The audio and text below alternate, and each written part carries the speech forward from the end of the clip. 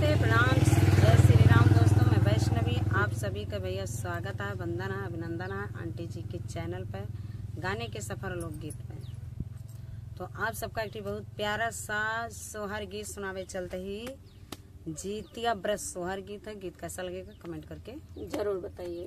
कहना है आसीन मास सुहामने अति मान भावन, अति मान भावन हो। सासु आई गाए जितिया बरतिया, हमहु व्रत करबई, हमहु व्रत करबई हो। सासु आई गाए जितिया बरतिया, हमहु व्रत करबई, हमहु व्रत करबई हो। आवऊ नगर के हो सोनार हाल हे बेगे, आवऊ हाल हे बेगे, आवऊ हो सोनार गढ़ी दियाऊ सोने कई जीवतिया। बाहुआ मोरी पूजी है, बाहुआ मोरी पूजी है हो।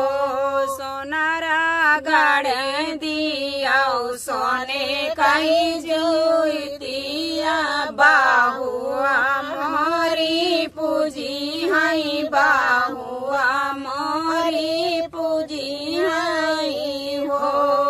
आवहु नगर रंग रे जावा हाल हे बेगे, आवहु हाल बेगे, आवहु बज रंगा दियाऊ चाटा की चुंदरिया, बाहुआ मोरी पहिरई, बाहुआ मोरी पहिरई हो। आवहु नगर के हो कोहरा हाल हे बेगे, आवहु हाल हे बेगे, आवहु कहरा गंगा जी से जल भरी लावऊ, बाहुआ मोरी नहाई आई, बाहुआ मोरी नहाई आई हो। किया आवऊ नगर के नाउनिया हाल हे बेगे, आवऊ हाल हे बेगे, आवऊ हो। नाउनी हाली हाली पाऊँ रंगावा, बाहुआ मोरी भूखल, बाहुआ मोरी भूखल हो। नाउनी हाली हाली पाऊँ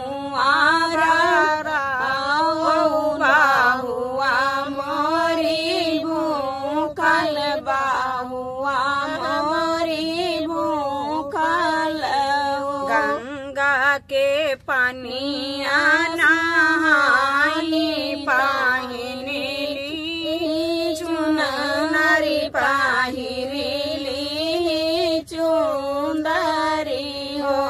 बहू के बहू हरी काइली सोरा हऊ सिंगरवा, जिउतिया पूजना लागी, जिउतिया पूजन लागी हो। जुग जुग बढ़ई बाबा को खया, मारा रहई सिंदूरिया, मारा रहई सिंदूर हो।